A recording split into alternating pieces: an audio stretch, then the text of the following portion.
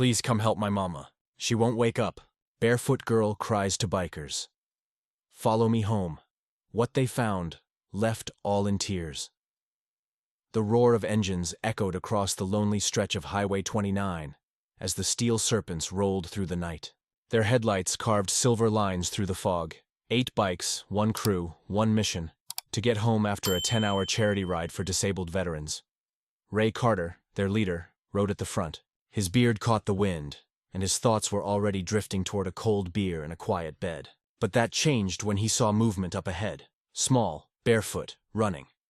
At first, he thought it was an animal darting from the woods, but then came the sound, a sharp, panicked cry. "Stop!" Ray shouted, raising his gloved hand. The bikes groaned and skidded to a halt, gravel spraying into the air. Out of the darkness stumbled a little black girl, maybe 9 or 10, her face streaked with tears and dirt. Her nightgown was torn, her feet bleeding. She froze under the glare of the headlights, trembling. "Please," she gasped, clutching Ray's vest with shaking hands. "Please come help my mama. She won't wake up." The crew exchanged glances. Malik, the medic, slid off his bike first. Hey, he said gently, kneeling. "What's your name, sweetheart?" "Amira," she whispered. "My mama's sick, and my baby sister. She's hiding. I can't make her come out." Ray's voice softened. "Where's home, Amira?" She pointed to a dirt path splitting from the road. Dark, twisting, swallowed by pine trees. "It's not far. Maybe 10 minutes if we run." Ray looked back at his crew. Malik, Diesel, Hawk, Rook, Brick, Theo, and Jet. Every man wore the same expression. Exhaustion mixed with unease. "Could be a setup," Hawk muttered. "Kid or not, it's late," Diesel grunted. "Setup? Look at her feet, man." "That ain't fake." Ray lifted Amira gently onto his bike. "We're following her. Anyone got a problem with that can turn around now." No one moved. Engines rumbled back to life as the Steel Serpents followed the dirt path into the woods. The road grew narrow, branches scraping against chrome. The deeper they went, the heavier the air felt, like the trees themselves were holding their breath. Finally, through the shadows, they saw a sagging farmhouse. Paint peeling, porch collapsing, a single flicker of light barely alive inside. Amira slid off the bike and bolted toward it. "Hurry, please!" Ray followed, his instincts screaming that whatever waited inside that house was going to change all their lives, and not everyone would walk away the same. As the door creaked open, the smell of rot and fear hit them first, and that's when Malik whispered, "Oh God." She's still breathing, but barely. The moment Ray stepped inside, the stench of mildew and sickness filled his lungs. The floorboards groaned under his boots as 8 men crowded into the broken house. "Lord," Brick muttered, covering his mouth. The living room looked like it hadn't seen light or life in weeks.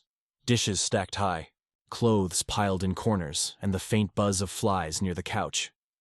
On that couch lay a woman, thin, unmoving, her skin pale under the dim bulb that flickered above. "Mama!" Amira cried, dropping to her knees and shaking her mother's shoulder. "Mama, wake up! I brought help."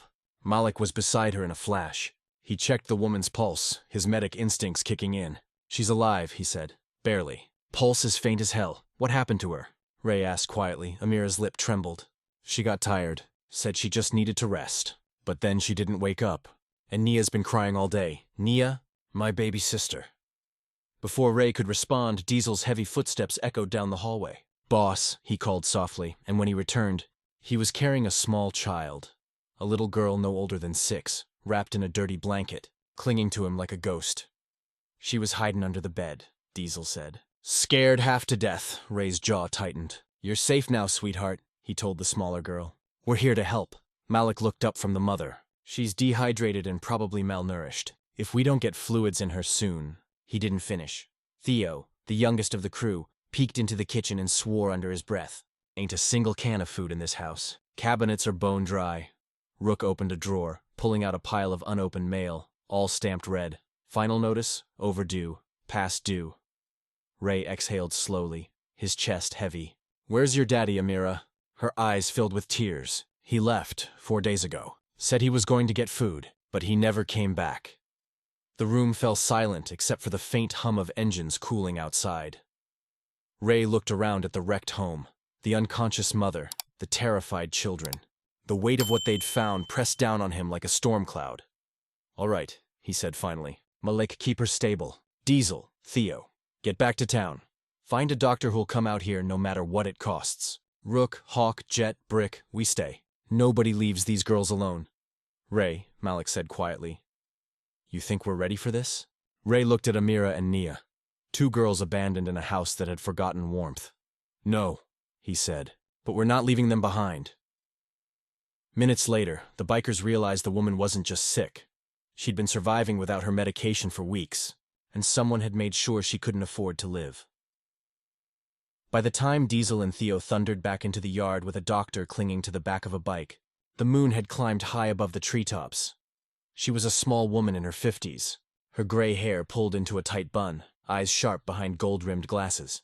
Dr. Patel, she introduced herself briskly. You're the ones who called about a woman in distress? Ray nodded. Inside. She's unconscious.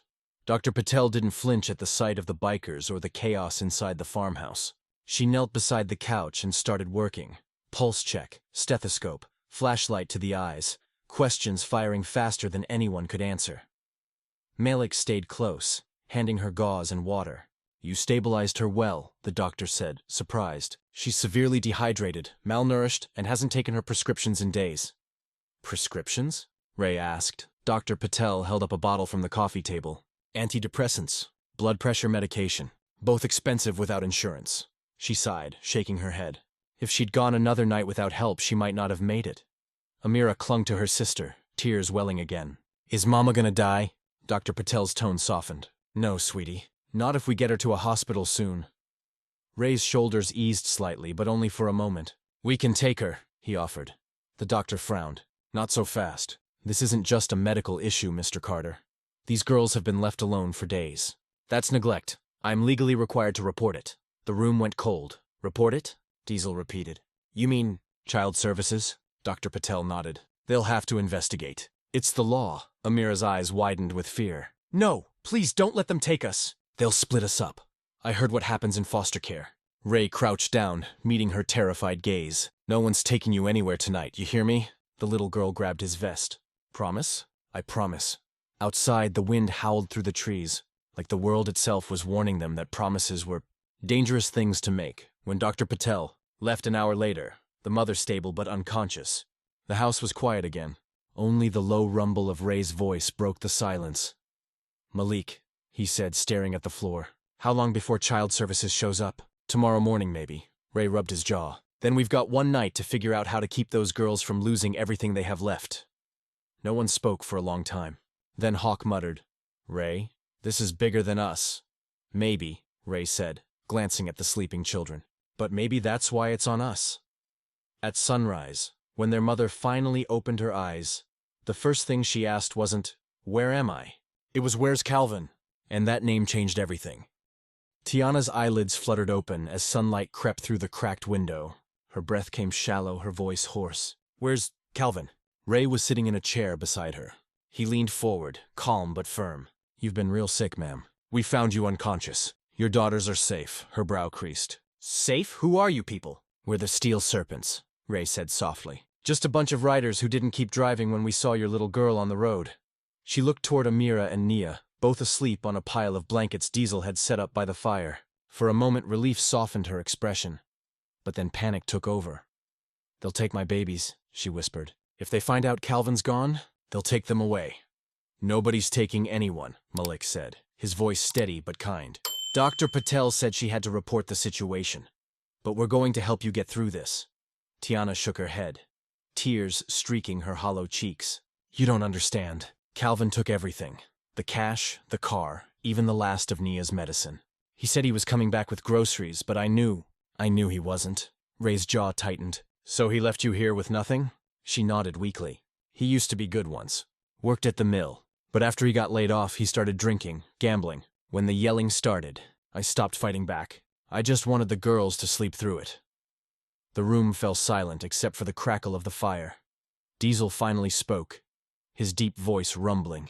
If that man shows his face again, he better pray the sheriff finds him before we do. No one disagreed. By morning, the sound of tires crunching outside snapped everyone to attention. A white sedan pulled up. Child Protective Services. Dana Miller stepped out, clipboard in hand, posture straight as steel. I'm here to assess the welfare of 2 minors, she said sharply. Tiana's voice trembled. Please, I'm doing better. My girls need me. Dana scanned the house. Food stocked, dishes clean, curtains rehung, the air faintly smelling of soap and coffee instead of rot. Her eyes landed on the bikers, lined up awkwardly behind Ray. And you are? Friends, Ray said simply. We're helping until she's back on her feet. Dana didn't seem convinced. She asked Tiana dozens of questions about money, medicine, safety. By the end, Tiana's hands were shaking. Then Dana turned to Amira. Do you feel safe here, sweetheart? Amira pointed at the bikers. They saved us, and they said they're not leaving. Dana wrote something on her clipboard. We'll see. That evening, while the Serpents tried to rest, Ray's phone rang. It was Sheriff Lawson. Ray, he said gravely. Calvin Miller just showed up at O'Malley's bar. He's been bragging about heading home. Ray stood, voice low and cold. Not tonight, he's not.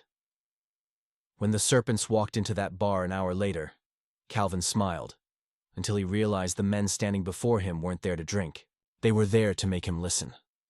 O'Malley's bar was the kind of place where neon lights hummed louder than the jukebox, and spilled beer mixed with regret on the floor. When the Steel Serpents stepped through the door, the chatter died like someone had cut the power. Calvin sat at the counter, scruffy beard, bloodshot eyes, a cheap whiskey in hand. His arm was draped around a woman who clearly wasn't his wife. Ray took the stool beside him. Calvin Miller. Calvin turned, half-drunk smirk fading when he saw 8 leather jackets surrounding him. Who the hell are you? The men taking care of your family, Ray said evenly. That sobered him up faster than a bucket of ice. My family? Calvin scoffed. You mean the woman who ruined my life? Or the brats that never stop crying? Diesel cracked his knuckles. Watch your mouth. Ray's tone stayed calm but sharp enough to cut glass. Your little girl ran barefoot onto a highway, begging strangers for help. Your wife was half dead on a couch. Your other daughter was hiding under a bed.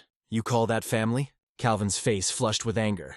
You don't know what it's like. I know exactly what it's like, Jet interrupted quietly. I was that father once. Drunk. Angry. Thought walking away made me the victim. But it doesn't. It makes you a coward. Calvin's hand twitched toward his drink. Malik leaned forward. You left them to starve, man. You took their medicine money and vanished. There's no excuse that fits that. The bar was dead silent now. Every eye fixed on the circle of men around one broken soul. Ray slid a folded paper across the counter. Sheriff Lawson's waiting outside. There's a restraining order. You stay 500 feet away from that house until you prove you deserve to be called a father. Calvin glared at him, breathing hard. You think you can tell me how to be a man? Ray's voice dropped to a growl. No, but I can show you what one looks like. Calvin's jaw worked, then trembled. He looked down at the paper, at the signatures, at the truth, and finally picked up the pen. His name scrawled unevenly, a mix of shame and surrender. Good choice, Ray said. Now get out. Outside, Sheriff Lawson nodded to the Serpents. You did good, he said quietly. The town's talking, and for once, it's not about trouble. When they returned to the farmhouse, Tiana was helping Amira with her homework, and little Nia was coloring beside Diesel, giggling. The light inside glowed warm, like a heartbeat that had returned. Ray watched them through the window. We didn't just save them, he murmured. They saved us. Months later, the Steel Serpents turned that truth into purpose. They filed for nonprofit status, Steel Serpents Foundation, riding for forgotten families. Every year, they rode for kids like Amira and Nia, kids who needed someone to stop instead of ride away. Because sometimes heroes don't wear badges or suits. Sometimes they wear leather and scars. Sometimes they roar down highways and decide that just this once, they'll stay. And far down that same road, under the same fading sunset, another child was waiting, ready to ask for help, and this time, the Serpents would be there to answer.